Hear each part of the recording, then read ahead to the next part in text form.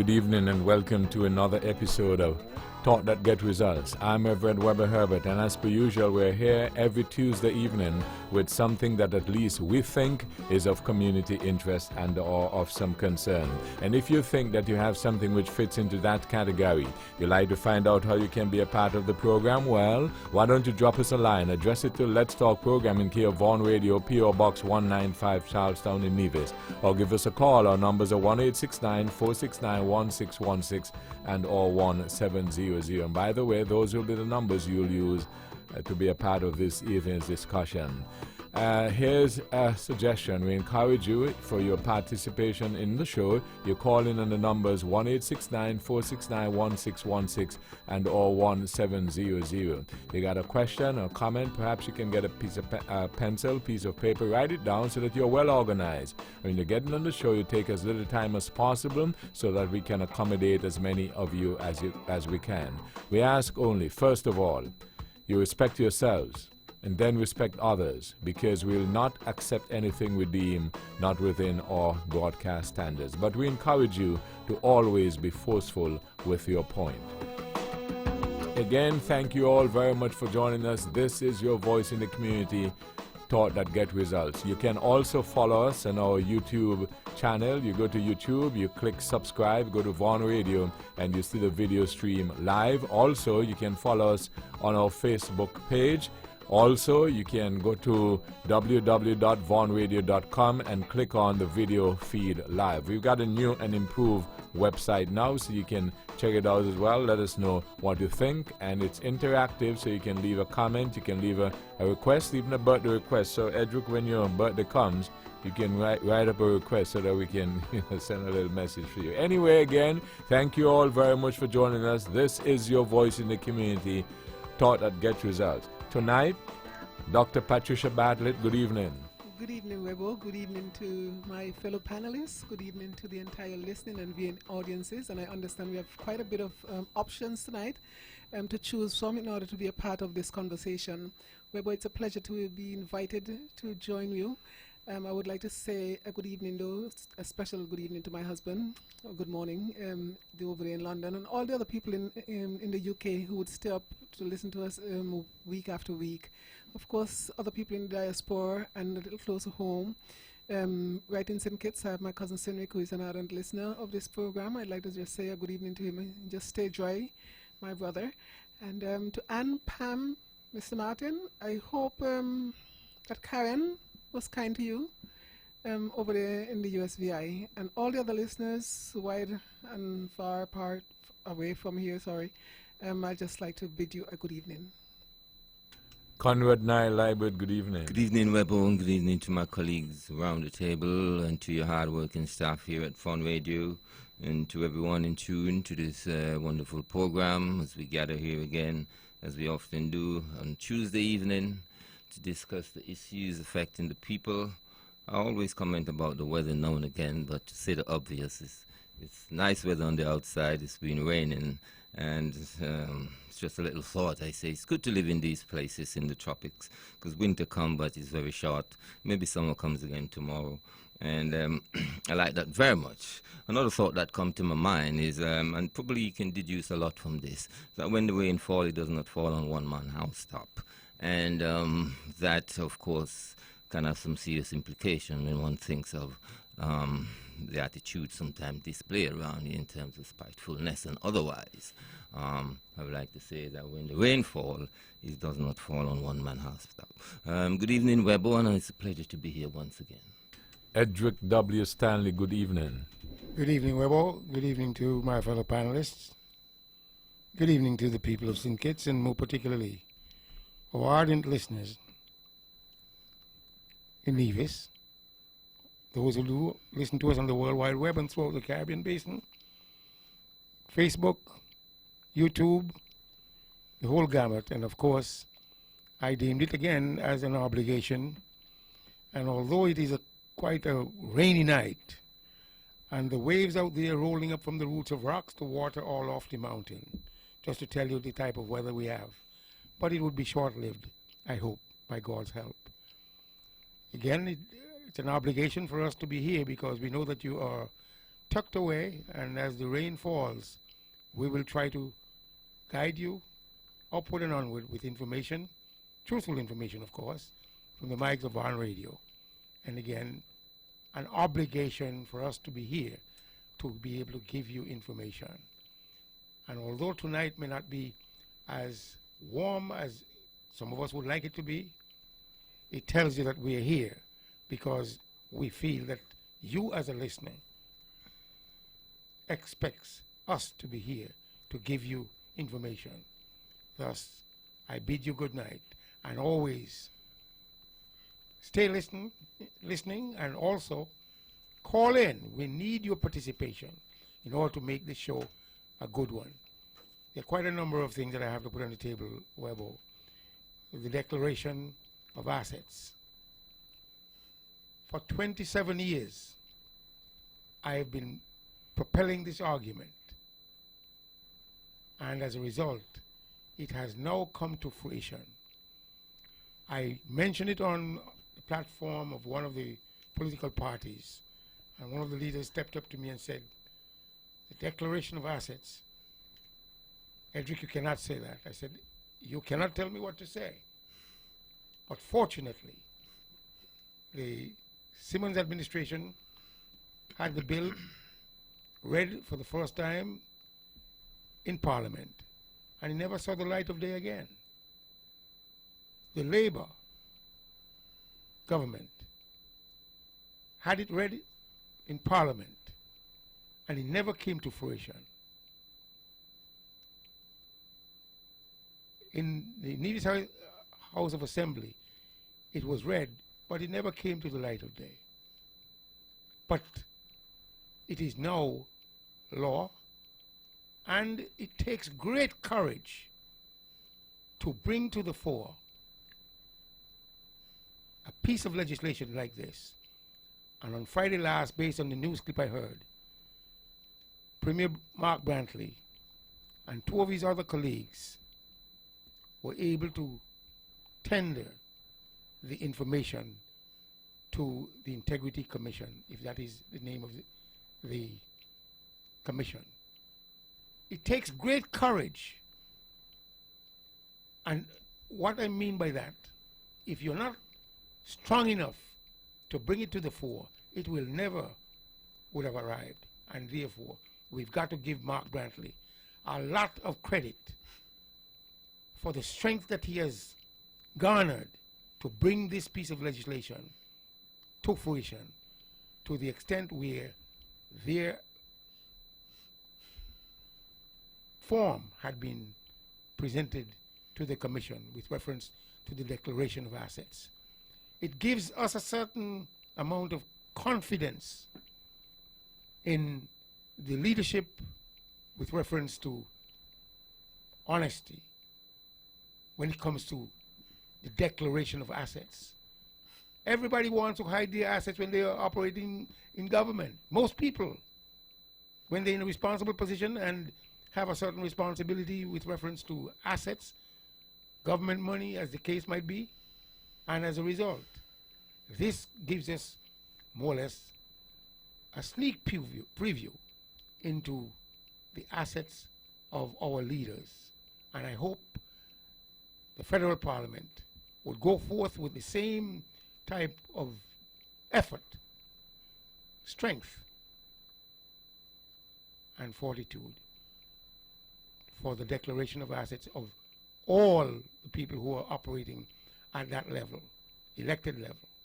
So, again, kudos for the strength that the Honorable Mark Brantley has brought to the fore with reference to the declaration of assets of public officials. Well, I have something else to put on the table with reference to Trump and Boris Johnson. That landmark piece of legislation in Britain, which I always felt Brexit was just a foolish idea. And Boris Johnson, of course, felt for some reason, wherever he got the idea from, that it would work.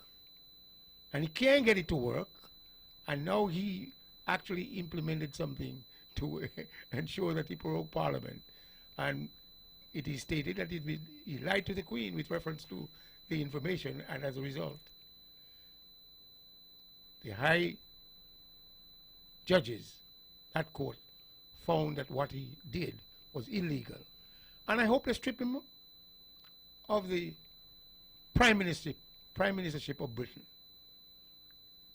But seemingly the world is bringing up some leaders currently that they don't seem to have the academic fortitude to lead, and to lead on the big stage of the world. Webo, I hope we get some comment from some of our listeners. Good evening. Edric W. Stanley, Dr. Patricia Bartlett, Conrad Nile Liebert. Your phone calls a little later on 1-869-469-1616 and or 1700. This is Talk That Get Results, your voice in the community. Thank you all again for joining us. Now, before we get into the full discussion, let me just mention and say a pleasant evening to the Honorable Spencer Brand, who is not here tonight because he's bogged down. You know, they have the budget and everything coming up. I suspect he's got a lot of work to do, so he apologized for not being here this evening. And also Ted Hobson, who's not been here for a couple of programs. A lot of persons have been inquiring about him. Well, Ted is doing pretty well. He has a little niggling, I put it that way, but I spoke to him today. He is in high spirits. He is up and about. He is listening to the show. He's not here to make his contribution and so on and so forth. And he sends his best wishes to everybody. It's always good and refreshing to speak to Ted and to get his contribution, and especially would have wanted him here tonight, because I also have, which I'm going to put up for the discussion that Edric mentioned, the landmark ruling today in the UK. So we're going to look at that a little bit, and also look at some other issues. So again, Ted, a very pleasant evening to you. And again, I keep saying it because I think I'm a person who always want to let people know how you appreciate their contributions. So Ted and Mr. Brand, you're not here this evening, but again, we thank you for your years of contribution and service to the radio station and people of Nevis. Okay, now, the landmark ruling.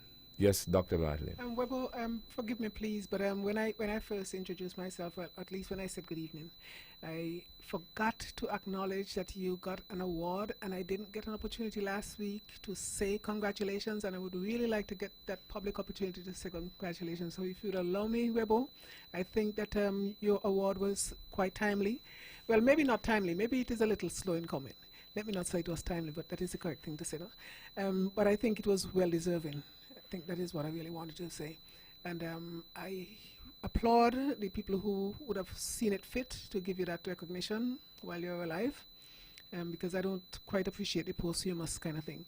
So I would like to join them in congratulating you, and just to encourage you to continue to do the work that you do, to continue to serve, in the capacity in which you do, and do it to the best of your ability. Thank you. Well, thanks much, Dr. Bartlett. I don't know if I normally say it here, but on the early morning program, which I do know that you listen to as well, I would often say that in my humble view, there is no better vocation than to get the opportunity to serve your fellow men. And if along the way they indicate in some way that they appreciate of the service that you do, in my view, there can be no better vocation in life. It is indeed a very great pleasure for me to get the opportunity in different ways to serve people. Sometimes, as you know, it is not easy. And as I mentioned a couple of weeks ago, and couple of persons commented in it, leadership is not easy. So again, Dr. Bartlett, I thank you, and I thank all those persons who consider it. And as I said, I think the pleasure is all mine to be able to have had and still have the opportunity to serve you. Okay, now, as I was saying in reference to the landmark ruling in the UK, and I want to look at it against the backdrop, and I always put the rest of the world in context. And when it was announced today, I had a discussion. And I'm sure that other persons might have put it in the context with that ruling of the Supreme Court in London, with our own ruling which went to the Privy Council in 2015. And the comments were made as to when you look at things, even though you may not be a legal practitioner or scholar, there's something called natural justice. And people know when things are right and things are wrong. So you can follow, although you may not know the legal jargon and language. And it is a considered view that those justices have courage. Because sometimes you can, view or learn of a particular situation, and then it can be very contentious, or it can have far-reaching effects. And there's where, as I mentioned, leadership comes in, and courage. And then the discussion also brought in the current actions of Edrick's president, that he referred to earlier, and some of the actions that he is currently doing, which a lot of folks feel violates the Constitution. But it seems as if they just cannot do him anything. And you bring also some of the Caribbean islands. I don't know how many of you have noticed that the last few elections that we've had in St. Kitts Nevis and in some of the Caribbean islands have become very more and more contentious. And they're testing the law, the rules, and the Constitution. And pundits are telling me that if you think that 2015, the last election, was raucous, fasten your seatbelts for the next one. Right? So all these things, in my view, are very, very important. And Dominica is heading for election soon, and they've got confusion as well in terms of the electoral laws and so on and so forth. So the courts and the rule of law constitutions are being called into operation, and it's going to take a lot of courage to do it. Now, having said all that, this long dissertation, I want to play, for the benefit of the listening audience, the ruling as handed down that we spoke about with the UK. All 11 justices unanimously struck down what Boris Johnson did and said it was illegal and null and void and of no effect. And so we'll have to watch the fallout from that. So let's go to that, and then following that I'm going to play one or two comments, they're brief, that certain commentators have made in reference to it, and then we can all weigh in. Okay, so let's first of all go to that ruling as handed down by Supreme Court Justice, the President, Lady Hale. We have before us two appeals, one from the High Court of England and Wales, and one from the Inner House of the Court of Session in Scotland. It is important once again to emphasise that these cases are not about when and on what terms the United Kingdom is to leave the European Union. They are only about whether the advice given by the Prime Minister to Her Majesty the Queen on 27th or 28th of August that Parliament should be prorogued from a date between 9th and 12th September until 14th October was lawful, and the legal consequences if it was not. The question arises in circumstances which have never arisen before and are unlikely to arise again. It is a one-off. Briefly, the Scottish case was brought by a cross-party group of 75 members of Parliament and AQC on the 30th of July because of their concern that Parliament might be prorogued to avoid further debate in the lead-up to Exit Day on the 31st of October. On the 15th of August, Nicky da Costa, Director of Legislative Affairs at Number 10, sent a memorandum to the Prime Minister, copied to 7 people, civil servants and special advisers, recommending that his parliamentary private secretary approach the palace with a request for prorogation to begin within 9th to 12th September and for a Queen's speech on 14th October. The Prime Minister ticked yes to that recommendation. On 27th or 28th August, in a telephone call, he formally advised Her Majesty to prorogue Parliament between those dates. On 28th August, Mr. Jacob Rees-Mogg, Leader of the House of Commons and Lord President of the Privy Council, Mr. Mark Harper, Chief Whip, and the Baroness Evans of Bowes Park, Leader of the House of Lords, attended a meeting of the Privy Council held by the Queen at Balmoral Castle. An order in Council was made that Parliament be prorogued between those dates, and that the Lord Chancellor prepare and issue a commission for proroguing Parliament accordingly. A cabinet meeting was held by conference call shortly after that in order to bring the rest of the cabinet, quote, up to speed, end quote, on the decisions that had been taken. That same day, the decision was made public, and the Prime Minister sent a letter to all members of Parliament explaining it. As soon as the decision was announced, Mrs. Miller began the English proceedings challenging its lawfulness. Parliament returned from the summer recess on the 3rd of September. The House of Commons voted to decide for themselves what business they would transact. The next day, what became the European Union Withdrawal No. 2 Act passed all its stages in the Commons. It passed all its stages in the House of Lords on the 6th September and received royal assent on the 9th September. The object of that act is to prevent the United Kingdom leaving the European Union without a withdrawal agreement on the 31st of October.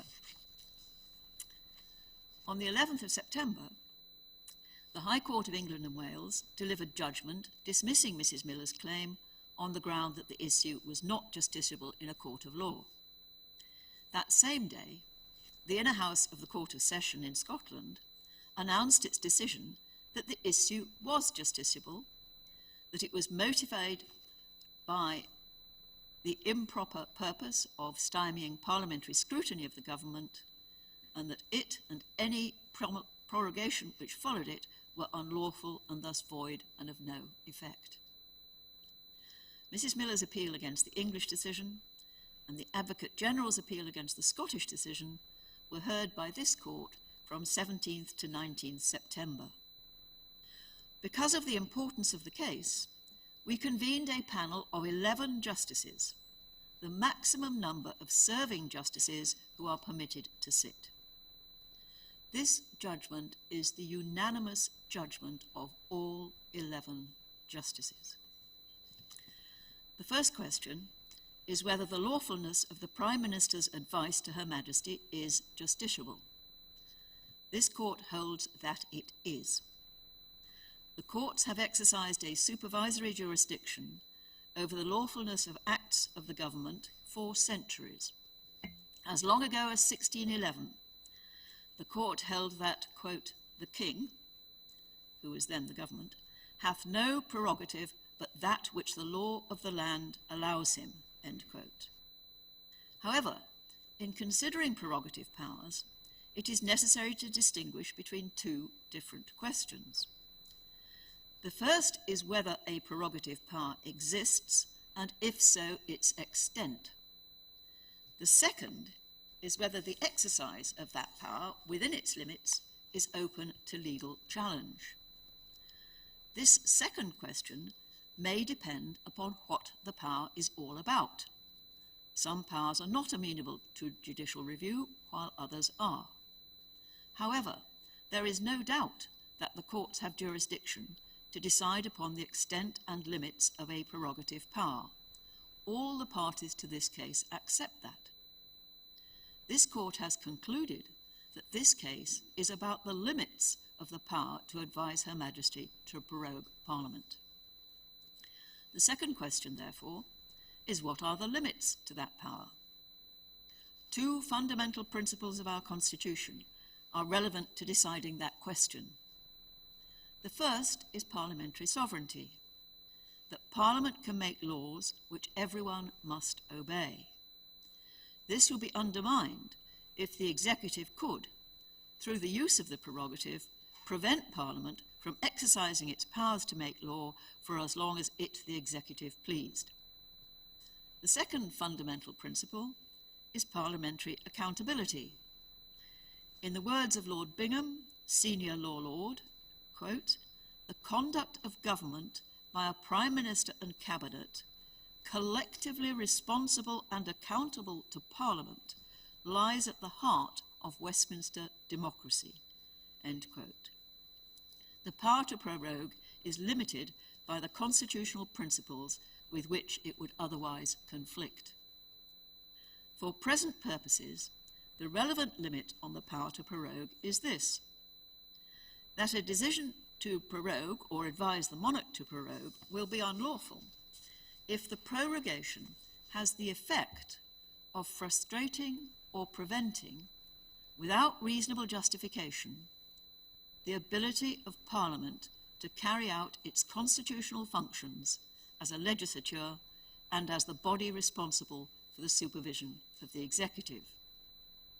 In judging any justification which might be put forward, the court must, of course, be sensitive to the responsibilities and experience of the Prime Minister and proceed with appropriate caution. If the prorogation does have that effect, without reasonable justification, there is no need for the court to consider whether the Prime Minister's motive or purpose was unlawful. The third question, therefore, is whether this prorogation did have the effect of frustrating or preventing the ability of Parliament to carry out its constitutional functions without reasonable justification. This was not a normal prorogation in the run-up to a Queen's speech. It prevented Parliament from carrying out its constitutional role for 5 out of the possible 8 weeks between the end of the summer recess and exit day on the 31st of October. Proroguing Parliament is quite different from Parliament going into recess. While Parliament is prorogued, neither House can meet, debate, or pass legislation. Neither House can debate government policy, nor may members ask written or oral questions of ministers or meet and take evidence in committees. In general, bills which have not yet completed all their stages are lost and will have to start again from scratch after the Queen's speech. During a recess, on the other hand, the House does not sit, but parliamentary business can otherwise continue as usual. This prolonged suspension of parliamentary democracy took place in quite exceptional circumstances. The fundamental change which was due to take place in the Constitution of the United Kingdom on the 31st of October. Parliament, and in particular the House of Commons, as the elected representatives of the people, has a right to a voice in how that change comes about. The effect on the fundamentals of our democracy was extreme. No justification for taking action with such an extreme effect has been put before the court. The only evidence of why it was taken is the memorandum from Nicky da Costa of 15th August. This explains why holding the Queen's speech to open a new session of Parliament on the 14th of October would be desirable. It does not explain why it was necessary to bring parliamentary business to a halt for 5 weeks before that, when the normal period necessary to prepare for a Queen's speech is 4 to 6 days. It does not discuss the difference between prorogation and recess. It does not discuss the impact of prorogation on the special procedures for scrutinising the delegated legislation necessary to achieve an orderly withdrawal from the European Union, with or without a withdrawal agreement, on the 31st of October. It does not discuss what parliamentary time would be needed to secure parliamentary approval for any new withdrawal agreement as required by Section 13 of the European Union Withdrawal Act 2018. The Court is bound to conclude, therefore, that the decision to advise Her Majesty to prorogue Parliament was unlawful because it had the effect of frustrating or preventing the ability of Parliament to carry out its constitutional functions without reasonable justification. The next and final question, therefore, is what the legal effect of that finding is, and therefore what remedies the Court should grant. The Court can certainly declare that the advice was unlawful. The Inner House went further and declared that any prorogation resulting from it was null and of no effect. The government argues that the Inner House could not do that because the prorogation was a, quote, proceeding in Parliament, end quote, which, under the Bill of Rights of 1688, cannot be impugned or questioned in any court. But it is quite clear that the prorogation is not a proceeding in Parliament. It takes place in the House of Lords chamber, in the presence of members of both houses, but it is not their decision. It is something which has been imposed upon them from outside. It is not something on which members can speak or vote. It is not the core or essential business of Parliament which the Bill of Rights protects. Quite the reverse. It brings that core or essential business to an end. This Court has already concluded that the Prime Minister's advice to Her Majesty was unlawful, void, and of no effect. This means that the order in Council to which it led was also unlawful, void, and of no effect, and should be quashed. This means that when the Royal Commissioners walked into the House of Lords, it was as if they had walked in with a blank sheet of paper. The prorogation was also void and of no effect. Parliament has not been prorogued. This is the unanimous judgment of all 11 justices. It is for Parliament, and in particular the Speaker and the Lord Speaker, to decide what to do next. Unless there is some parliamentary rule of which we are unaware, they can take immediate steps to enable each House to meet as soon as possible. It is not clear to us that any step is needed from the Prime Minister, but if it is, the Court is pleased that his counsel have told the Court that he will take all necessary steps to comply with the terms of any declaration made by this Court. It follows that the Advocate General's appeal in the case of Cherry is dismissed and Mrs. Miller's appeal is allowed. The same declarations and orders should be made in each case. Copies of our full judgment explaining these conclusions and a transcript of this summary will be available immediately after the Court rises, and I urge you all to read them with care. That's the end of it, and the last sentence, I urge you all to read them with care. And that is what we encourage always our people to do, to listen, to question, and make assessments. Okay, now I have those two comments. They're very brief, so I'll just play them and then we can get into the full discussion. The British Prime Minister Boris Johnson will fly back later from New York into a Brexit whirlwind after Britain's Supreme Court ruled that his decision to suspend Parliament was unlawful. All three main opposition leaders have called on him to resign, with one describing him as unfit for office. Mr Johnson said he strongly disagreed with the decision but would respect it. The businesswoman Gina Miller, who spearheaded the legal challenge, criticised his response. What is shocking to me is how the Prime Minister is playing this down. You know, he can't disagree with 11 of the most senior judges in our country who've just ruled that he did something unlawful and then think that he won't have to face the music. The Supreme Court's judgment is being described as a historic shift in Britain's constitution. Delivering the verdict in London, the court president, Lady Hale, said the 11 judges agreed unanimously that the 5-week prorogation was unlawful. She said the effect of the suspension was to stop all scrutiny of the government as it prepares to take Britain out of the European Union. Clive Coleman has been following events.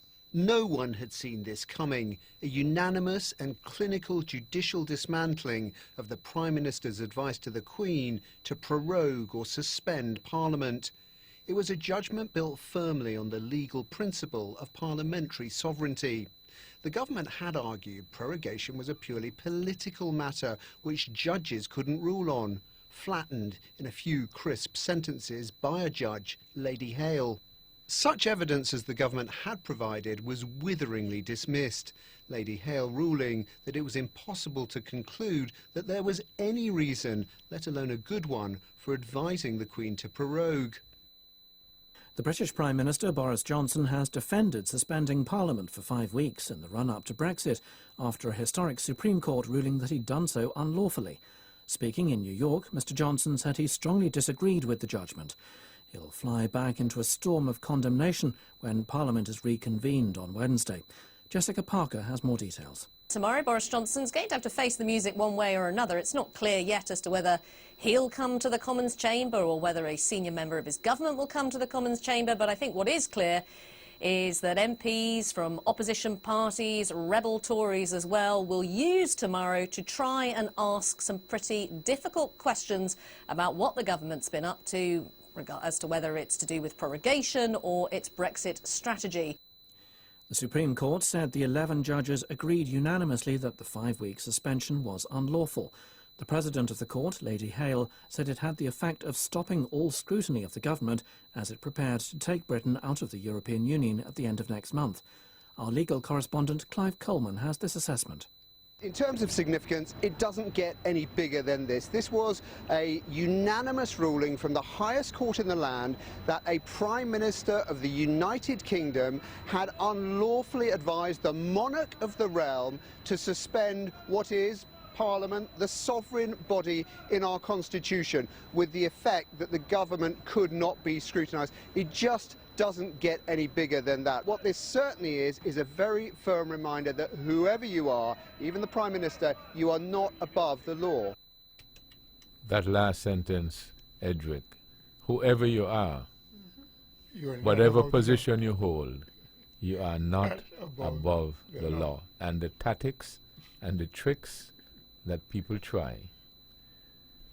So, Edric, let's get to your first. Well, Webber, this is one of the basis of my argument when I brought to the fore that a person who has an opinion, and the opinion is so weak, shouldn't even see the light of day.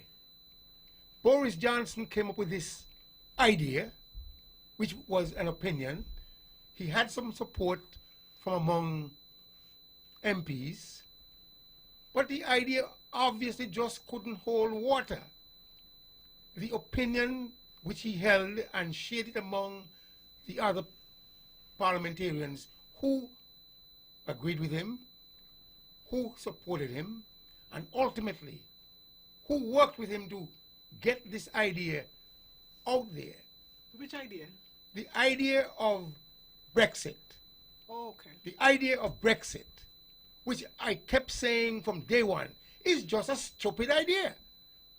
And because of my feeling that it was just a foolish idea, it has now reached to the point where the whole world recognizes that this guy brought an idea had the influence to get support for this foolish idea, and now Theresa May attempted to work it, she should have rejected it forthwith, but still trying to hold on to power and position as Prime Minister.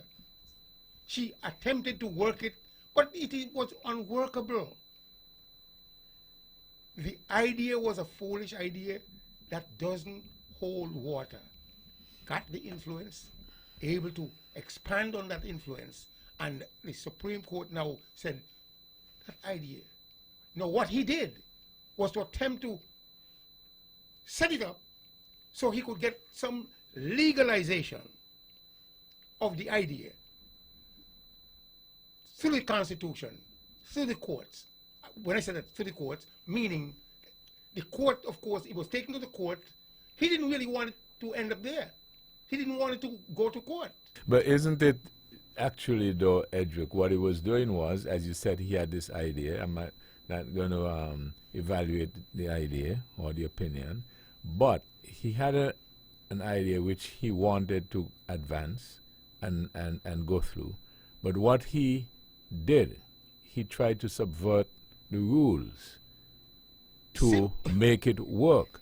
And it fits into a lot of things that we've been discussing and saying, how when people get into certain positions, instead of adjusting their game within the parameters and then play and win, you prefer to go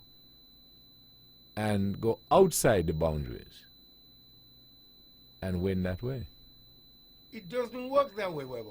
And it's been proven over and over that ultimately, if something is unworkable, something that is not good for the people, eventually the people will find out and they're going to hold it to account. So where he stands now, of but course... it may not be, Edric, is it not, that it may not be that it is not good for the people. It may not be just that. But it can be that he just needs to do a better job of convincing and selling his idea. Well, no? When something is bogus, when something is fraudulent, when something is unworkable, no matter how you try to realign it, it's not going to work. It cannot work. He cannot get the idea worked. The idea was thrust upon the people. They put it to a referendum. The people were so blind that they voted for the referendum. They voted positively, and ultimately, Theresa May attempting to follow through, and she failed miserably. He, of course, all he was eyeing is for him to become Prime Minister, with the expectation that he could hoodwink the people by telling them, since you can't get it to work, I will get it to work. And what he did was to prorogue Parliament, say, hey, look, you people have no say on this matter. And therefore, I don't want any scrutiny. I don't want any criticism. I don't want any comments or recommendations, because I am going to get it to work. But therefore, let me shut you guys down, close you out, and go forward with that date. 31st of October is the deadline. With or without a deal, it cannot work. Okay, Dr. Bartlett? Well, Weber, as it relates to the judgment, and I think it bears to be remind people that the judgment was not necessarily about Brexit. Brexit could still happen. It could still happen on the 31st. The idea was whether or not, what he did, like you said, some people just like to try to circumvent, the whole process, and that's what he attempted to do. And he really tried to stymie people. I mean, people have a right, you have representative, the MPs have a right, to represent their people, because Brexit is an issue that is quite divisive in the UK, it seems. 40-something% of the people did not want, they wanted to remain. So it remains that. But at the end of the day, it just shows you that sometimes people play games that, sometimes, would catch up with them eventually. Because when our case went to the Privy Council, it was similar. People just wanted, all these maneuverings, these legal maneuverings and these last minute thing. And, it was disgusting here, and I think it was disgusting there. And I don't think that anybody was going to, or at least the justice really didn't tolerate that kind of play. And then to claim that, you have these separations that, you can't put it in the legal, framework, because the legislation has, they have no control over what you do in Parliament. And but it's the executive that was trying to bulldoze everybody, and shutting up everybody and trying to do everything. So what give them more power? So it shows that people are not holding on to the same conventions, and it seems that that's the way it used to be for a while. But the courts seem to be coming a little closer aligned to what we call natural justice, because who wants the MPs to be shut up like that? There was a time that it would not have been conceivable that the court would have intervened, because they would say, well, what happened in Parliament? They have the sovereign right to to do what they do there, and we have our right over here to do everything. So it's not that clear separation anymore. There are some grey areas, and they were quite willing to go there and shut him down. And I'm so glad that it happened. And no man is above the law, and I think that that is something that we need to be reminded of time and time again. No one is above the law. Laws are there, for the benefit, of us as a community, to keep everybody in check. You need checks and balances, and the laws are there, and everybody has a role to play, yes. And I think that the court respect the role that Parliament has to play, but at the same time, you can't go against the Constitution and the rights of the people to be heard. And I think that, it was a good decision. I applaud the decision as it is. I think it was a good decision, and I think we need to start learning from that. And people need to stop playing around, I mean, you have a job to do it to the best of your ability and stop playing around. This thing about Boris Johnson thinking that he's Superman and wants to just push things on people. I mean, at the end of the day, he is trying to abide, I would imagine, by the wishes of the people. The people would have voted that they wanted to leave, and even though it was, a small majority, but they have a right to leave if they want to leave. But it's the way that you're going to go about doing it. You can't shut up the people who don't want to leave. And I think that today was, like they said, a landmark case, and we'll be hearing about it for a long time to come. Naya? Well, I think it's important to note, as Dr. Bartlett pointed out, that the adjudication at the Supreme Court was not about Brexit and whether it was right or wrong. It was specifically about the prorogation of Parliament, and based on whether or not it would affect the duties of the parliamentarians serving the people. Well, yes, it happened, and we are now discussing it. It probably should not have happened, but I believe in these times we would have politicians really forcing the borders, really, going to that extent to sometimes make a point, to sometimes save their political life. And for other reasons, Weber, we see it playing out here. It was played out here in the last election by the Labour administration, and of course it was settled at the Privy Council. Do you think, Naya, as you were mentioning that, do you think that the motion of no confidence play that we had can fit into this sort of things, the different tactics and so on that we use? To have it not being heard. Yes, it's that type of stuff, but it looks like I can't remember, and if it's possible that our Parliament does go into that phase of prorogation, because but if he was able to do that. I meant in terms of the different strategies and tactics that were used so that the motion of no confidence could not have been heard for 2 years. Yes, it's the same thing, Webo. It's the same thing. I would think that they run parallel with each other, and the outcome was the same. The part taken by the judges and our judicial culture was almost the same, Webo. But I want to make the point that the pillars of democracy exists, and they are independent of each other. It's very important to understand that, because we have a situation here in the Caribbean where we are not sure if the High Court, the Court of Final Instance here in the Caribbean, is as independent as it's supposed to be. And that is one of the reasons why so many countries have not signed on to that court or constitutionalized that court to make it their final court of appeal. But we see in England, this is a clear-cut situation where the judiciary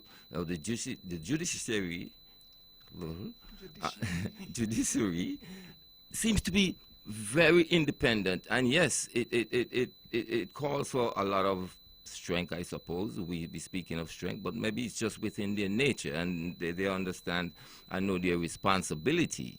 You know, what stood out to me in the comment that you played, Webo, is the fact that no one is above the law.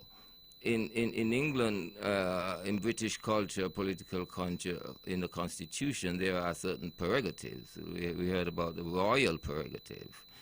And the judgment made clear that, yes, there could be prerogative, but what is of importance is the extent to which these prerogatives are used, and whether or not they are used to conflict with the Constitution and to conflict with the sovereignty of Parliament. And I think, even though we often speak of our Constitution as a Westminster kind of Constitution, we don't have such prerogatives here. And prerogatives are so important in making things work in England, and but it's realized. I have realized, because really and truly, they say the Queen in England, I mean, could go through any traffic lights. She can call the soldiers home from war. These are things I understand that she enjoys as a royal prerogative. But I'm hearing tonight that these prerogatives are limited, in the sense that, to the extent that if they affect the running of Parliament and they affect the sovereignty of Parliament, then they become illegal. It proves that no one, absolutely no one, is above the law. Okay, now let me just accommodate this caller. Good evening, thank you for holding. Good evening, Mr. Weber. Yes. And good evening to your panelists. Good evening. Evening. Yes, congratulations. Now, if you go back to the gentleman, he was being, you could say, being taught by Donald Trump. Even before he was selected or elected, after the Theresa May lost. He was looking forward to it, so he was trying the same tactic. The only thing that he forgot was that the British system is different to the American system. You don't just run shadow over people. I mean, Trump does it with impunity. And so he wanted to put up the same kind of a front. You know? He's the boss and he can do what he wants to do. Caller, might I ask you a question there, and, Yes, and something that you just said, Yes, and you may. in reference to Trump? Yes. Do you think, now that this decision has come down, just as we are paying particular attention to it, and the behavior of Trump you have mentioned can Influence him. be, yes, can be the same. Do you think now that U.S. may muster up some courage and really indicate to Trump Well, did you that hear he is the not news above today? the law Did you hear the news today? with the impeachment? The inquiry. The inquiry, into yes. the impeachment. Yes, the inquiry, yes. You know, at some point, because he's now kind of backpedaling, at first they were denying it, you know? Yes, and he also And has now downplaying it. he's also now called Nancy Pelosi when Yeah, he because heard that he- and said, let's work it out. Yeah. Well, you understand? interestingly, this is a light moment, but interestingly, he used an Edric phrase and said, let's figure it out. Well, I tell you, it has to stop someplace, you know. Yes. But really, I think it was influence. You know, don't take them on. You don't have to take them on. Because Trump takes on neither Republican nor Democrat, you know. See, the whatever comes to his head or what his advisors say. And if the advisor don't say what he wants, they're on their way out. Okay, specifically, might we in the islands learn some lessons from that? I don't know, you know. We are different breed of people, you know.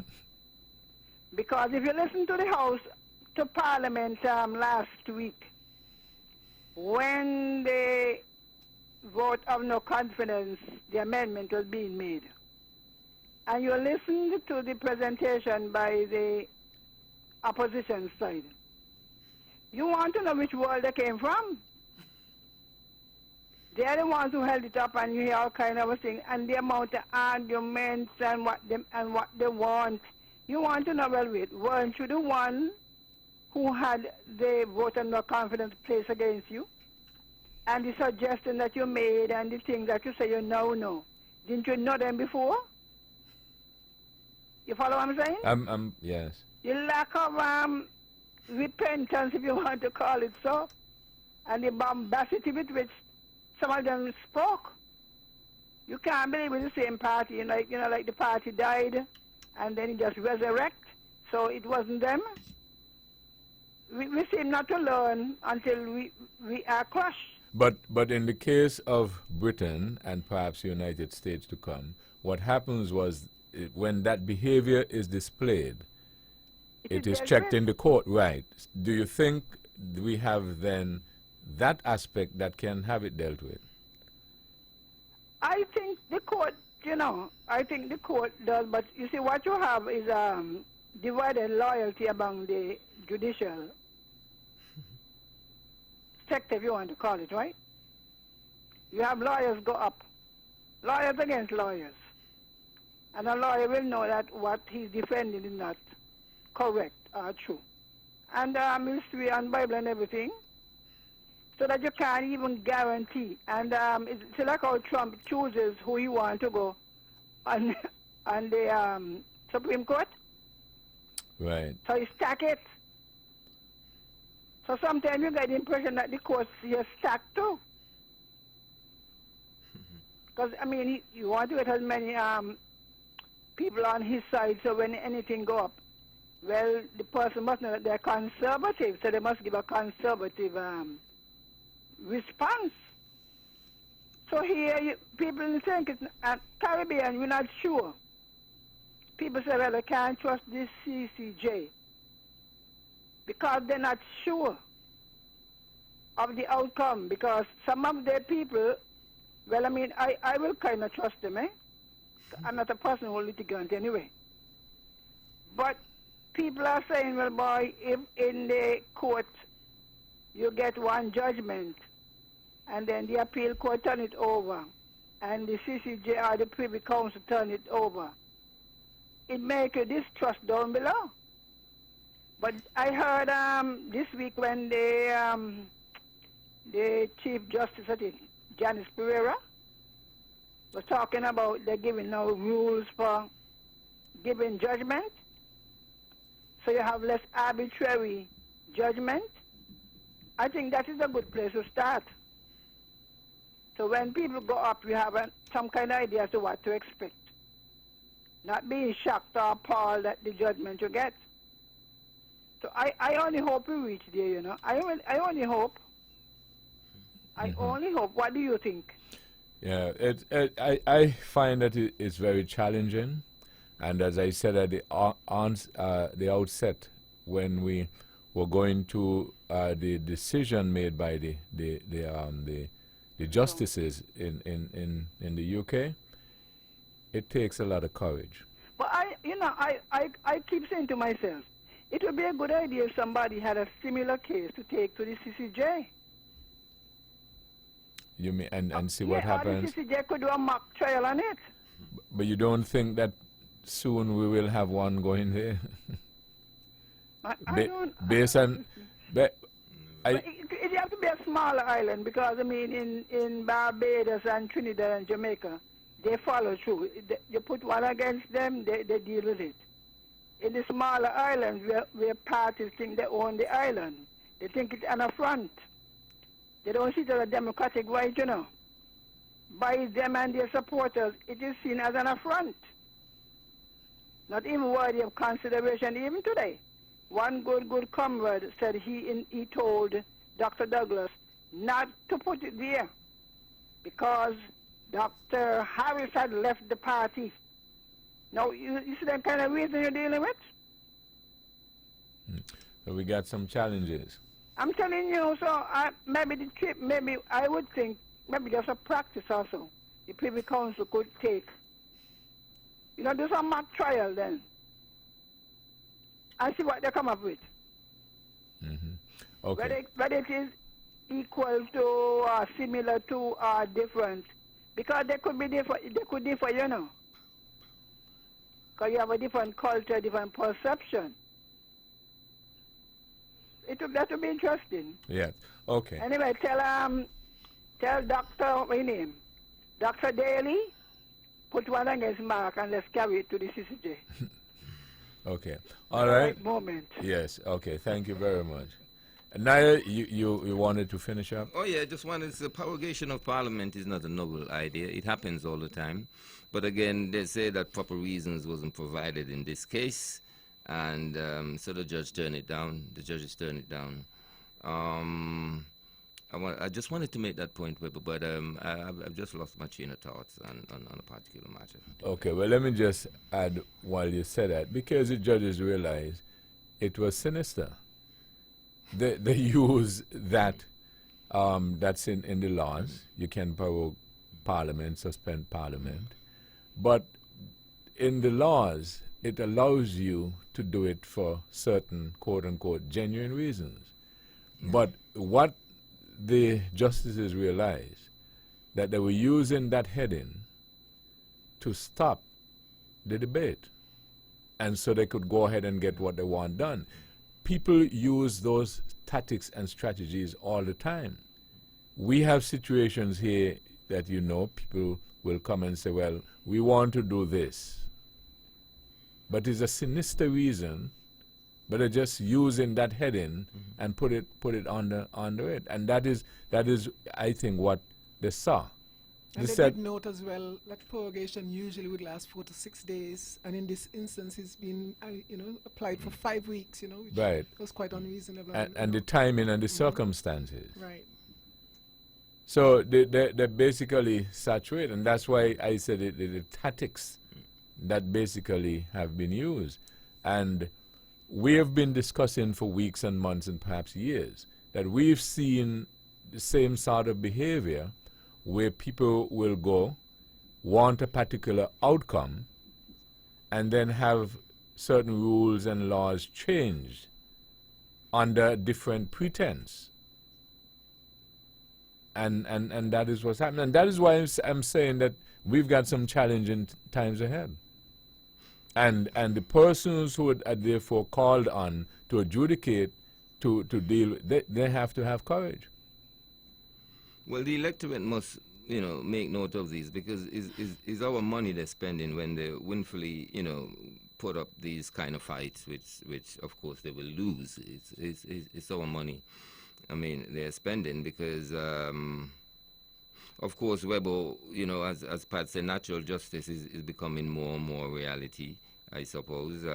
People are demanding their rights more and more. So, but I wanted to make this point to Mr. Stanley. Mr. Stanley oftenly or frequently said that the Brexit idea is such a stupid idea. And it makes me feel like the 51% of the people that vote for it is stupid too. But I don't really think so. The problem in England right now is Parliament having a united front to present to the European people. And it's a reason based on the fragmented political parties and political situation in the British Parliament, really. It's not that the idea is so bad. Because of course, these days we see the rise of nationalism all over the place. We see it in America. I think one point that was made today at the summit in New York, or wherever it was, the United Nations, is that heroes are, I mean, words to the effect that heroes are to be elevated, and not the opposite. Speaking in terms of unification, I think Trump made that speech, make that that utterance, and it was deeply felt, because here we are speaking of heroes, and basically we are talking about national interests and not that bilateral kind of approach.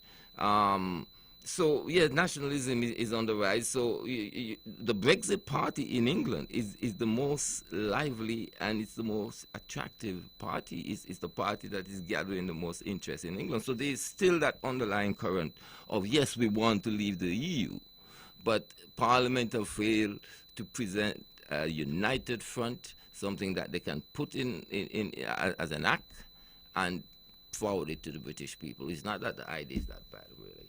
Let me just say this. Even though the case was not presented or predicated on Brexit, the reason why Boris Johnson prorogued Parliament is to prevent Parliament from debating the idea or the Brexit issue. So even though it was not presented to the judges, they were fully aware as to why this case was brought, because it was predicated on Brexit.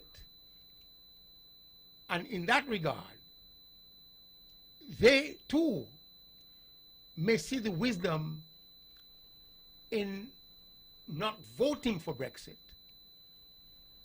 Because David Cameron didn't really want the result of the referendum. He did it simply because of democracy. But it's like, be careful for what you ask for, because you just might get it. You know, Edric, that's an interesting way of spinning it, right? But let me finish, no, okay, finish. Let me finish. I'm just saying to you that the idea of Brexit is unworkable, and no matter how you turn it,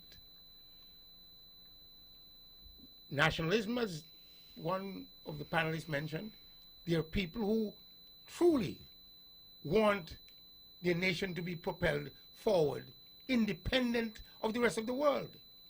But do they have the resources, whether human, financial, natural, as the case might be? They don't.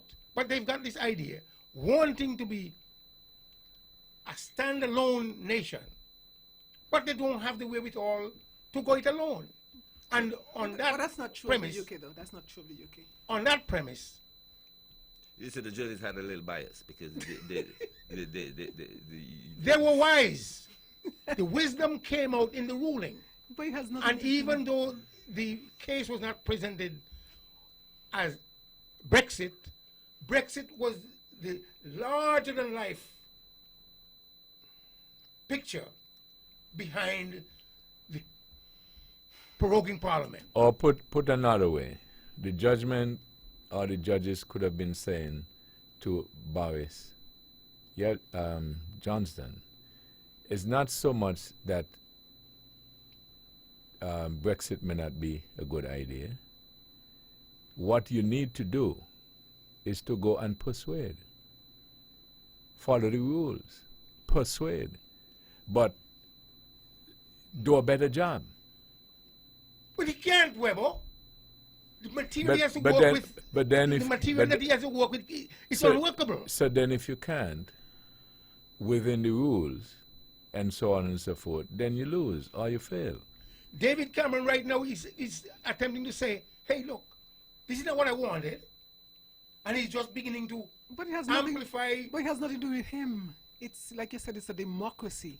And the only problem that the UK have right now is that they cannot decide on the backstop. You know, that is the only impediment right now to Brexit. That is what they see. Could they get that settled? Could they get something workable? You know, That is what then they see. They would have been gone by now. I used to But that's see the only I issue. used to see a check carrying the name Thomas Cook years ago while I was working in the hotel business. And I said, but wait, we have seen checks with the different financial institutions. But Thomas Cook, only to find out that since 1841 the company started. It was going on for 178 years. The people who are attempting to push this Brexit idea do not know what's coming down the pike economically for Britain. They have no idea. As a result, leave it alone. Back off. So Thomas Cook, what? Well, Thomas Cook, yeah. I'm just saying to you, from an economic standpoint, Britain ruled on every ocean and seas of the world in the past. Britain has lost its mojo with reference to leadership, global leadership. And as a result, uniting with the European Union or being part of the European Union gives strength, economies of scale, and you look at it and you expand it, there are more pluses than minuses for them to stay rather than for them to go. But they don't want to stay. They don't want to stay They've because voted on that already. those who don't want to stay are myopic in vision, Makes a and difference as a what you call result, them. They're the electorate. Boris Johnson was able to feed them that terrible bill of goods. But you have to accept the And- point at which we are now. They've already accepted it, and they're at the point now that The all they have to reason do why is this work out how to leave. he tried to prorogue Parliament is that it is very likely that there might be another referendum, and the next referendum, the results would be different. And in that regard, Now you can't be sure of. he is running from the reality of the next referendum. But that is not anything that is constitutionally, called for.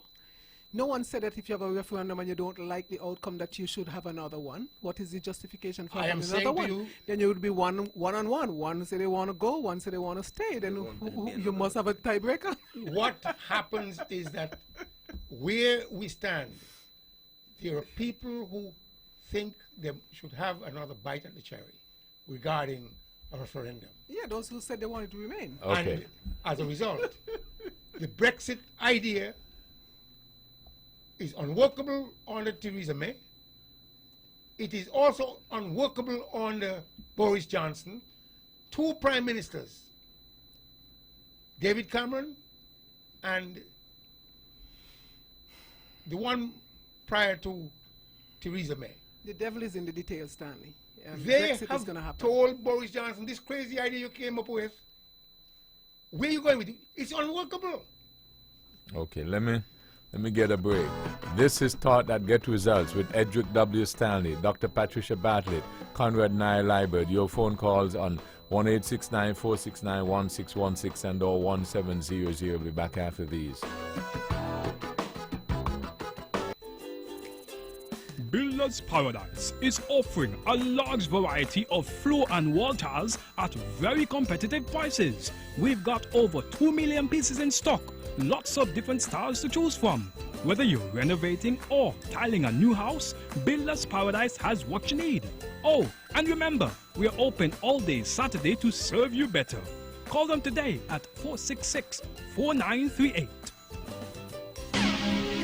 When VON vibrates, the whole Caribbean must shake. 860 AM, the Powerhouse.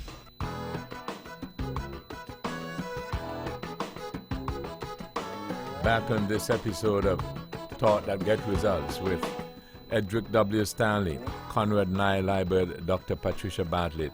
How about the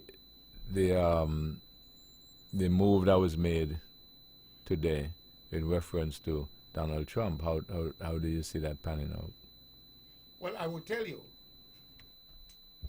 Donald Trump wants to ensure that he remains in the presidency or although it cannot be perpetually, the only thing is preventing Donald Trump from going into total bankruptcy is the presidency. If you look at certain things that I'm looking at, he can't get any money from U.S. banks, you know. And all these things, we try to hide his tax information, and all that information is simply because, how many times he went into bankruptcy already? Did they say 4 times? A 5th time is staring him right in his eyes. And as a result, he's using the presidency as a shield to prevent him from actually becoming insolvent. Wait and you see. Soon as he gets out of the presidency, you'll see exactly all the cards would have the domino effect. Wait and you'll see. And him getting out of the presidency will happen when? Listen, I said here on this mic that the only way he could have won is by divine intervention. And I am fully convinced that Donald Trump won because of divine intervention. And it you can think happen that's again. the only way he will lose? Well, I don't have a crystal ball. But you had a crystal ball when you said he will win by divine intervention. That, of course, is based on faith. Okay. All But right. but for you to determine that the only way he will lose it will be by divine intervention, that will have to be based on a crystal ball. No, wait. The people would have Just check. wised up. Or people would wise up. The people would have wised up based on so many negatives. Nobody wanted to go down the impeachment route. Okay, let me just take this. Good evening. Thank you for holding. Good evening to you and your panel. Good evening. You know, I had a teacher once who would always say, when things get muddy, go back to first principle. Okay? The question here, of course, is what are the first principles? It's all well and good to say that the law is the law, but history is replete with examples of bad laws. Okay? And that is why I don't subscribe to cliches like the rule of law as opposed to the rule of man. For in the final analysis, the laws are made by man who have their own agendas and biases and interests at heart. You mentioned the parallels with our local experience, and there are obvious parallels. I mean, in both this case and the case of the motion of no confidence before last election, in both cases, I think the courts were used and abused. Okay? In both cases, the highest court had to adjudicate. But one can argue that the first principle in this particular case is that the people voted to leave the EU. And the British Prime Minister was just trying, albeit in a wrong way, to fulfill the wishes of the people. In our case here, when the administration tried to ram through the boundary changes, they could claim that the boundaries as they were unconstitutional. Okay? So you can see that those would have been the first principle. I mean, one man, one vote is what our ancestors fought and died for. Okay? And anything that dilutes that is an affront to democracy. Okay? But I think the similarities in both cases, I think the governments were using the idea that the ends justifies the means, and the law lords clearly rejected that concept. I think the critical point of departure, though, is that we inherited the British parliamentary system, but not its ideals and traditions. Over there, the Prime Minister and MPs, they resign at a drop of a hat, or even a whiff of scandal or wrongdoing, or ineffectiveness, or if any of them are compromised. They resign. Over here, the MPs hang on for dear life, often with the collusion of their colleagues.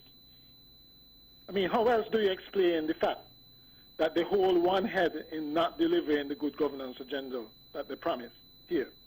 Okay? I mean, the present government was a victim of the previous government stretching the rules. Yet Mr. Brantley had no problem using a rule that was intended to stop filibustering, I think, but he used it to shut up the opposition last Christmas, right? And no one can tell me that there wasn't collusion between the speaker to do so. And there seemed to be in collusion on the scheduling of that debate when nobody would be paying attention either, okay? And so what do we do? I mean, we should not leave it to the reasonableness of MPs or politicians. If our past experience showed that there are loopholes, then we should plug them, okay? You can't plug all, okay?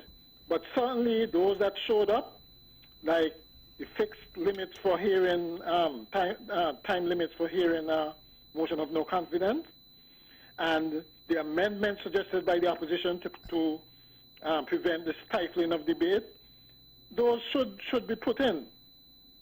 And one last point. I don't know why Mr. Stanley is so convinced that Brexit is a bad idea. It's what the majority of the people, the British people, wanted. I'm sure that they would make it work one way or the other. I would suggest, though, that what it says is that in any democracy, and ours included, important decisions like Brexit and those sorts of things should require a 2/3 majority, pretty much like activating the secession clause in Nevis would require. Okay, I think that would have solved a lot of problems because, you know, to have a country split in the middle, I think that is the root of the problem. Okay, a 50-50, practically a 50-50 split is really asking for trouble. Okay. In that 2/3 clause you got there, there's a few other bolts that need to be put in there. A few other what? Safety catches need to be put in on that clause, on that 2/3, yeah. Why? To ensure that people who, for whatever reason, not being informed enough. How you can measure that? Sure, you can measure it. Sure, it's measurable. Sure, it's measurable. Well, the thing is that if you believe in democracy, if the people are not informed, it's on them. Okay, you know the usual saying: they get the government they deserve. Well, they get the governance they deserve also, right? It is their duty. It's a fundamental duty of any citizen to be informed, and certainly something like that, which is obviously going to affect them, every last one of them. They should definitely make it a point of being informed. I mean, if they want to go ahead and still vote according to their emotion, because I think generally it was a case of nostalgia, the fact that the older voters decided that they wanted to leave, and the younger ones were the ones, and the ones in the cities were the ones who wanted to remain. But didn't go to vote. Right. Well, okay. Right. Yeah. But what that says is that a lot of emotion went into this. Okay. And it seems somewhat unfair that the younger generation, who's going to be affected more than the older generation by this, are the ones who are going to suffer the consequences most. But they did not go to vote. Themselves. But they did not go to vote. Yeah, well, like I said, and therefore it's unfair. Well, no. I'm looking at it in terms of the older ones who are on the way out, deciding the future for the younger ones. No, that's not a reasonable conclusion in my view. They had the opportunity. They had the opportunity. When they demonstrated after Donald Trump won, millions of persons demonstrated and so on. You know what he told them? You all should have voted. Yeah. Okay. Anyway, caller, thanks much. All right, then. Yes. Well, I'm fully convinced that people with wisdom, people with understanding, people who have a certain degree of foresight. Tony Blair, another former prime minister, they all have come out against this foolish idea of Brexit. And in my view, you need to respect the fact but that Tony people have Blair went different too off views, of false information in Iraq. I mean, you're talking about foresight and insight. Tony Blair went to war that's a different based on false can't mix up information. apples and oranges. Oh, come on. We're talking about foresight. We're talking about a leader who have apologized for going to war based on false information. There you go.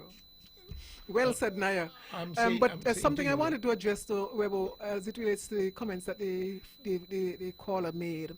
He was saying that what he was making the observation that in Europe and those places, and in particular in the UK, when MPs think that they might have failed in their duty or whatever, that they would just step aside, you know, they would resign without anybody having to force them, and he's not, you know, witnessing the same thing around here. But I don't know, it has a lot to do with the culture, yes. But it has a lot to do with integrity as well. Well, that is just my opinion. I think it has a lot to do with integrity. And when you look at, they have this Transparency International, they monitor, corruption in these places and stuff like that. And, and it goes to integrity. Those countries, like Norway and, those places, they're very high, they rank very high as it relates to corruption or the lack of it, on their end, And those are the places that you have people with these principled position, you have to have principle. And last week a caller called in and she was talking about the lack of principle or the lack of integrity that she, is observing in politicians around here.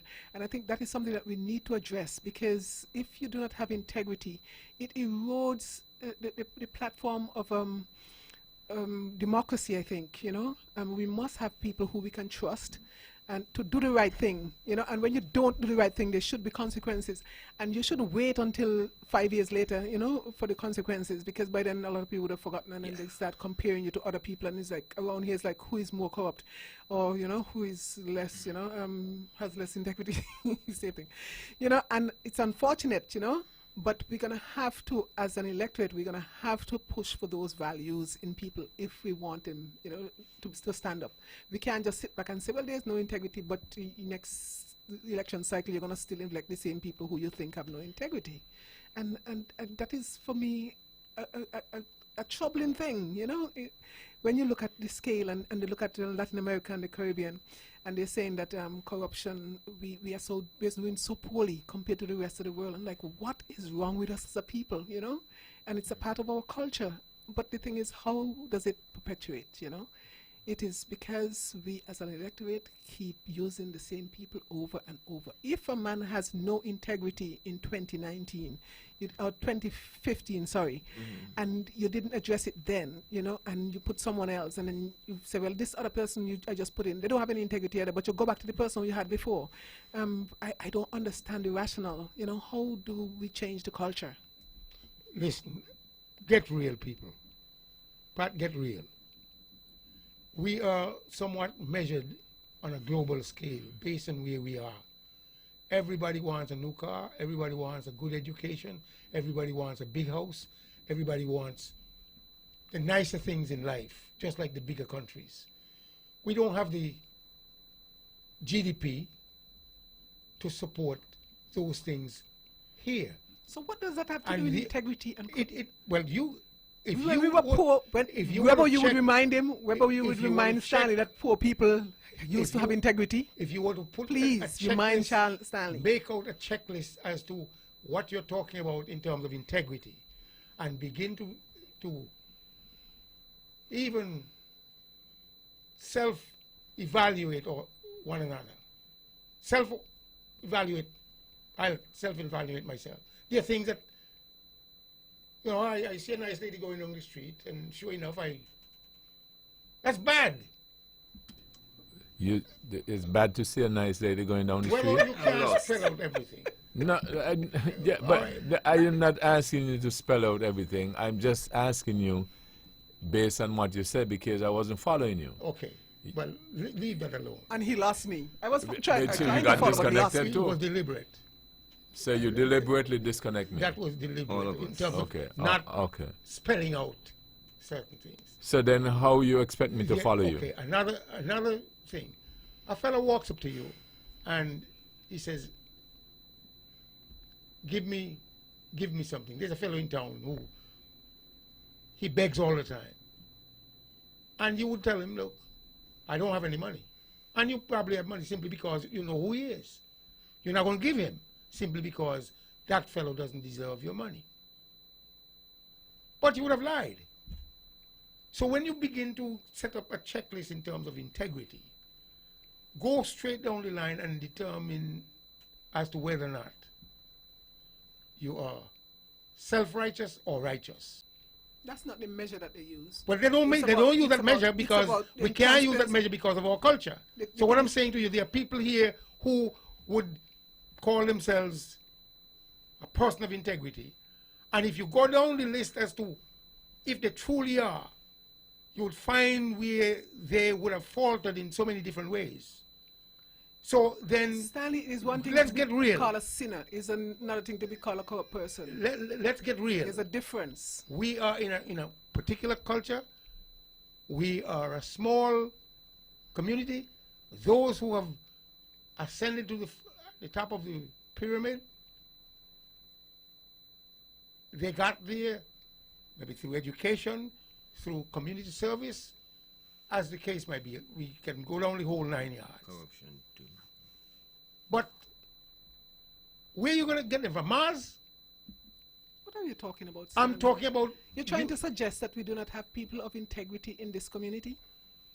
I always advocated, I mean, I don't say it anymore, but I always wanted to go back into the churches and see if we can get people, but we got in our constitution separation of church and state, and consequently, people from the churches may not be accepted.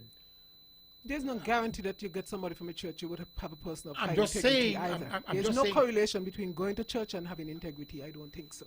Well, you may Because not, you have people who I are using agree the with you. cloth, using the cloth, and they're doing some abominable things. I understand that, but there are some who are truly people who are trustworthy. No, so they're people All right. from the community. All right. Don't tell me they're So, people from but the I'm community. saying to you, all the ordinary circumstances, you use a barometer, and we will fail miserably. Well, can we define integrity? Can we define it if we're going to talk about the word all night? Because it looks to me like, we can be quite subjective about it. It is a subjective measure, though. It is a subjective measure, but there are standards, and it relates to perception as well. Because when they go out and they measure, when they talk about people are corrupt, a lot of times you don't have corroborating, information. At least people are going to come forward and say, "Well, this person had offered me a bribe." Voting is supposed to be something that you're not supposed to be paid for. That paying somebody to vote is bribery. It's considered bribery, and it is illegal. And you know that most of the parties do that. And then they pretend like they don't, and we all know that they do. Well, picking So up somebody it has to- a lot to do with the perception, and Picking up I somebody think to when go to vote, Transparency is that a International bribe? go on and they measure, it's a subjective thing, and they go on and they ask people, how do you feel about your politician? How do you feel about your police? How do you feel about other people who should be of good standing in your community? And when they get these kind of negatives back, that is how they compare us to other places. And when most of our people are saying, we don't think that our politicians have integrity, we don't think that our police, mind you, I'm not just saying, I don't have the stats in front of me as it relates to St. Kitts and Nevis. They just had Latin America and the Caribbean, and they lump us as one. Unfortunately, you have information from Jamaica, Barbados, those bigger countries, and they seem to think that will represent us. But we are hearing things, Dominica. I think earlier someone pointed out Dominica having a. I think Weber might have pointed that out. They have elections coming up, and you're hearing all these charges about corruption, and you're hearing about the same scandals we used to have about passports, people going other places and getting locked up. A friend of mine said anything like 6 different occasions about, those kind of And things might happening. I add, Dr. Bartlett, and then at the end of the day, nevertheless, the same persons that we highlight as being the person who do these quote-unquote corrupt acts are the people who end up being labeled as our heroes. Correct? Correct. endorse that. I think, yeah. But So, it's the so measure it's that an we use. interesting is an interesting society, and sometimes you ask the question whether or not it's just a matter of we just like to complain. No, but it's something that we ought to work on, though, because of the perception, when you perceive that the country is corrupt, you know, it denies people the kind of benefits that they could get, and if I can put it that way, you know, international organizations nowadays don't even want to deal with governments. You know, they would deal with a non-governmental organization. You know, they're not giving aid through government. They're going to deal with a non-governmental organization, and sometimes these non-governmental organizations don't even really have the kind of structure in place that could really have the kind of effect, you know, or effectuate the kind of thing that you want. But it wouldn't take a rocket scientist, Dr. Bartlett, to recognize that since that is the organization that they're going to deal with, that same person will end up over there. Because it's the same problem sometimes we say that we have with the churches. Sometimes a person realizes that maybe I want to perform a certain things, but I need the respect and the trust of certain sections of the community. So where and how can I get that? Well, that might be true, Rebo, but like I said, usually they don't really know us as individuals. They just know us as organizations. You know, they don't really deal on the individual I got basis. you. Yes. You know, and sometimes we get denied, you know, the kind of aid that we might need, and then not only that, sometimes the atmosphere, they would say, well, this particular jurisdiction, you know, the politicians don't have any integrity, or they're corrupt, the police, and so this is not a good place to do business, you know, and so people are not attracted to our jurisdiction for doing business because they say this is one of the least places that you would want to go to, just because, you know, so it compromises the entire, you know, country when we have people in positions that call for integrity who are not acting as they ought to. And I'm not pointing my fingers at anybody, because I'm always getting in trouble. Where am I getting so much trouble? Maybe you're pointing at everybody. Because I tell you, get real. Get real. We are in a very small society, and based on that, everybody's attempting to get to the top of the pyramid. And one way to get there... I don't understand why size is a limitation. You keep saying using size as an excuse. Or is it as a limitation? I don't understand what you're trying to suggest. It's the one way to get there, Mr. Stanley. Education. I'm anxious to hear it. Okay. Education. Somebody, yesterday I was out having breakfast, and somebody said to me, why this person got the position so over there? I said, because they went to school, and they got smarter than maybe the other person. No, Stanley, and another person was telling me something, and I said, look, based on what I know, you were structured to take leadership in your country, but didn't have the fire in your belly, and therefore you couldn't take it. So therefore, don't blame somebody else who took it. Not everybody get a fair opportunity, Stanley, and you well know that. You know that as a fact. The opportunity is there. There's some people who get positions who, if it were an open process, that you don't keep some people out, some people wouldn't get positions. Because some people are in positions that they're not equipped for, they're not fit for. And because what? Because someone decided, I'm going to put that person there, irrespective of what you think about it or anybody else think about it. That might not have been, but because you didn't have a process of going through, like in other places that, you know, in places where democracy is held high, you know, there's a position that is open, and you advertise it, and people apply, and everybody had a fair chance, and you come in, you do your interviews and stuff like that. Sometimes I wonder how some people get positions. Sometimes I don't want to get off on that one. Let me leave it alone, Stanley. Well, I'm just telling you to get real. And what I mean by that is that we have a very small society. You're back at the small thing again.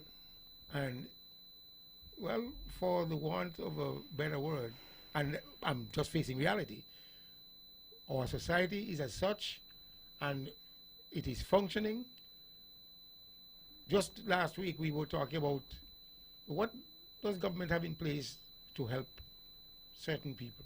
And I heard an ad coming from Vaughan Radio that those students who came out of Form 4, fourth form, they have preferential treatment to go to this particular place right in front of Hunkins, and they would be given an opportunity to learn a skill, whether it is tiling, videography, plumbing, as the case might be.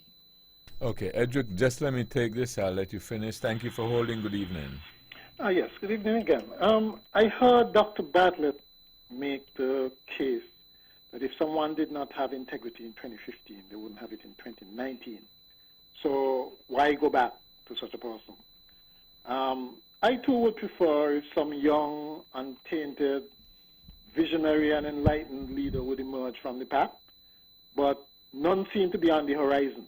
You know, everybody seemed to sink into the old bad ways of the mentors, okay, the older mentors. The truth is, the parties in their wisdom have given us two flawed leaders to choose from. Unfortunately, we have to compare and contrast and decide who is the least bad, the least corrupt, or whatever. The hard truth is, if we become cynical like Dr. Stanley, or resign like Dr. Bartlett, and throw your hands up in the air and say they are all alike, what we will be doing there is accepting and rewarding the unsavory status quo, okay? My solution is to change administrations and keep changing until we get the change we want. Good governance systems will not wipe out all corruption, okay? Not entirely. But at least it will reduce it. I mean, nobody's expecting saints. I mean, power has a way of corrupting people. We all know the adage, power corrupts, and absolute power corrupts absolutely. We all know that, okay? But at least it would reduce it, okay? And, you know, on all the talk shows, I keep throwing out that argument, right? If anybody has a better way of getting the change that we want, I would like to hear it, okay? But so far, nobody has come up with it. I don't know if this panel could come up with a better solution of actually making sure that the people we have re-elect integrous, you know, they are good candidates. As a matter of fact, I don't think we vet our candidates enough. If we did, some of those who are in office now and who are seeking office would be nowhere, they should really be nowhere near public office, to be quite honest. I mean, when we look at past records, okay? But that is what we have, okay? So I would like to hear the panel. How does the panel view that, right? Do they just accept things as they are and give up? Or do you try, is there another way, apart from just changing government until we get the change we want, right? At some point, some one of them, somebody is going to get the message, okay? That this is just unacceptable, all right? But like I said, if the panel, anybody on the panel have a better idea of how to effect that change, I'm all for it. Of course, because things like good governance and corruption and so on, those are well, corruption of course is a no now on the international scene. So we may be dragged kicking and screaming to have these things, eh? But like somebody actually said that it was our culture. I don't accept that. I mean, we use our... Okay, caller, just... Yes, go ahead, caller. I'm very sorry. Please call back. Please call... Okay, I think we put... Hello, good evening. Yeah, good evening, Weber. Now, I'm just listening to the last caller. Now, what you said would make sense if the party he is proposing has changed. It makes no sense whatsoever. Well, you're going to say, oh, this one, so you go back to the next one? Then we are no further on. And you have the same players. I mean, he is in St. Kitts. Why would he propose to put the Labour Party back in? Because there are only two sets in this country. I have said to him before, what he should have done earlier on would be to encourage the start of a new party.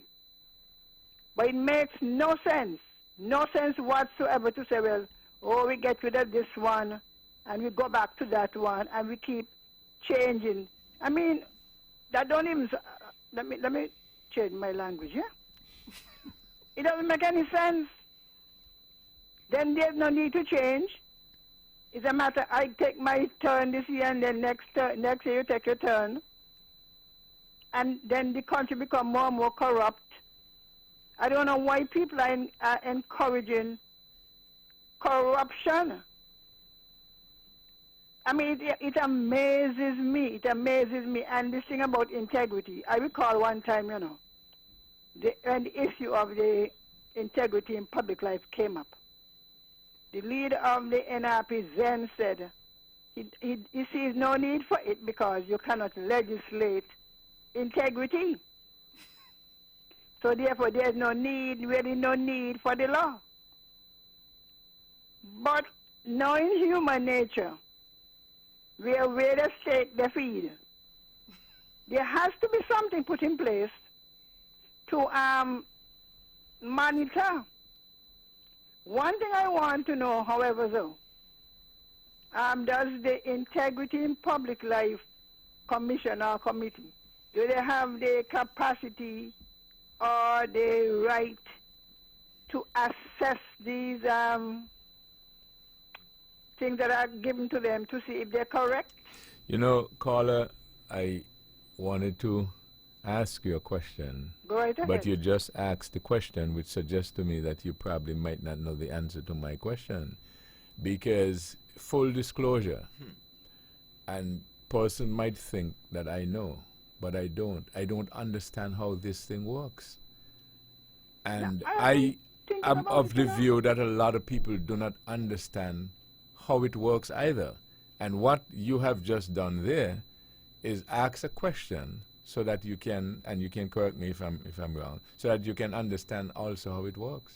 Yes, because I mean, you know, you will hear, like in Trinidad, because they have to do investigation.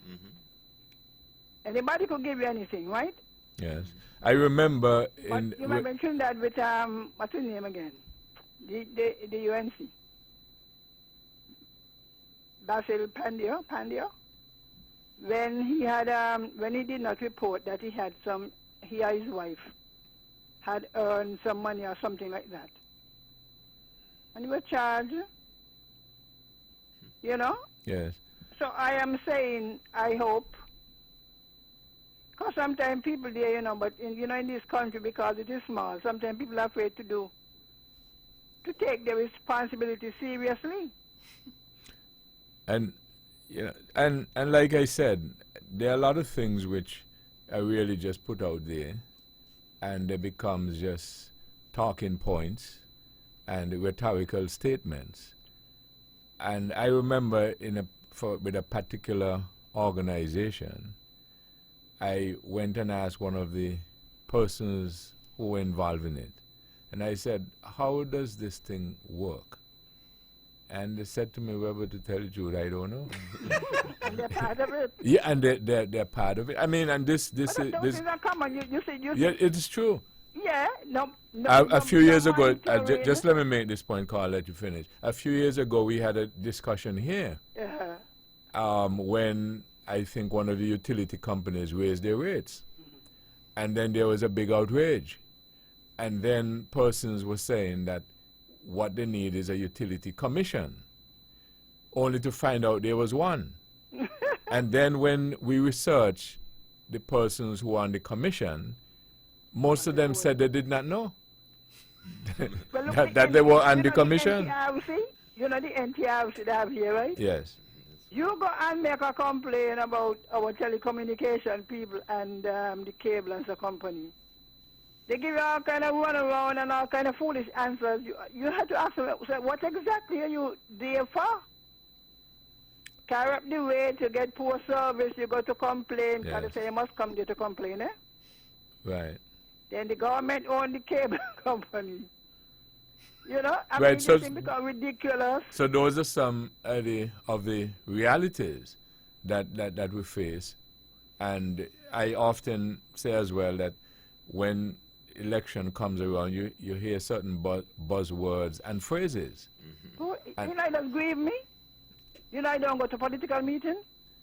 Nobody can have me standing up in the night catching no Jew to hear more rigmarole. You know. I don't. This is a light moment. Jew still fall because a long time I haven't heard that word. Rigmarole. No, Jew. Why Jew? Chechen Take Jew. no Jew. Tell me all kind of long story that make no sense. I mean, sometimes even the party that you might have a preference for chatting stupidness. You know, and you say the worst thing, you know, knowledge could be a pain, you know. That's why things say too much knowledge make you mad in Proverbs. Because when you know better, Weber, and you hear people who supposed to know better chatting foolishness, you know, it make you mad. Make you mad at people who supposed to know better. And by the way, let me talk to Mr. Stanley. Mr. Stanley. I'm listening. The issue in the UK is immigration. After, you know, with the refugees, and they started complaining, oh, all of these kind of people come. That's why they were trying to push us out. And the white supremacists, them that they have up there, too much people from Africa, mind, they came into our country, eh? All the colonials, the former colonials going to the motherland. And the refugees, them, and they ain't want the refugees and the colonials, they must go back where they come from. And the lazy one, and how the white people can't get no work. It's all it is, you know. It is the same policy, the populist thing like Trump. The populist policies that they pick up. They don't want nobody to come in, and they're coming in and they're taking our jobs, and we can't get no job. They forget that they rape the colonies. So when there's another war and Britain breaks down, where is she going to get? Where she's going to get cheap Those are the ones labor? who are clamoring. They don't want no immigration and how we can take over this, and how they're not going to do it like Greece and all kind of long story. Well, now that they find out that their people, hundreds and thousands, are working all across Europe. So when you're pushing out people, you now have to decide what you're going to do with your people. And the goods them you're talking about, you know? Their market and your market now have to be decided. But you see, the politicians who don't educate you. And people are not stupid. I don't know why they don't educate themselves. But like John the Baptist, if you go out there speaking the truth, they will jump all over you. People seem to prefer to hear lies than truth. All right then. Okay, thank you very much. That's correct, Mr. Stanley, that last statement. People prefer to hear lies and truth. I believe so, however. Well, I wouldn't say they prefer. What would you say? But they would accept a lie, and they would figure out the truth. It's not they really would the truth. They would accept a lie and figure out the truth. Yeah. Yeah, really. That's called a preference. So let's go over that again to be sure. They will accept a lie and figure out the truth. Yes. Who's got the last word? Well, I just wanted to answer the guy who said he posed a question as to what we would do in place of the two parties. I think we need to get a technocratic government in place, and I think that would help all in your party. Well, I will tell you, we better get real, because those people who have been elected, there are certain dynamics with reference to education, money, popularity, family. There are some dynamics which would force you to accept the same old. So get real. The only dynamic is that you don't have You any know, well, I alternatives. would truly like to see more transparency, more intrusiveness with the media house and the journalist people. Them really putting politicians on the spot and makes them answer the questions, because corruption here take a particular nature to me. We hear too often that government ministers own the machine, them that doing the roads and things like that, and all the trucks and all things. You know, these are questions that makes the people really wonder. And sometimes I wonder if the journalists couldn't just, you know, ask them the direct question. Good evening. Good evening. You got 30 seconds. Yeah, okay, I'll try to make it quick.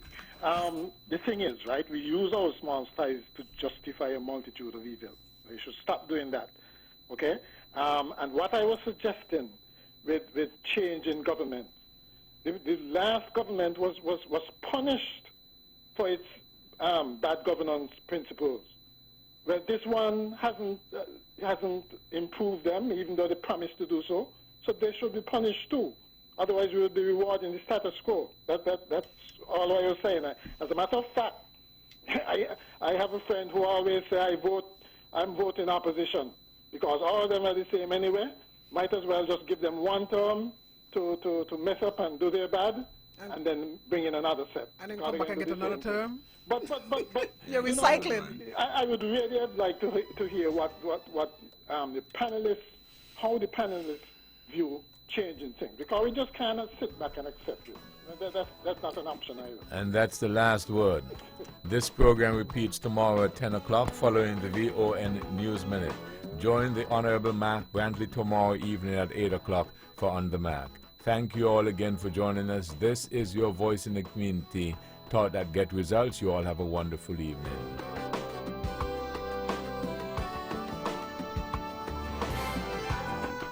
The views and opinions expressed on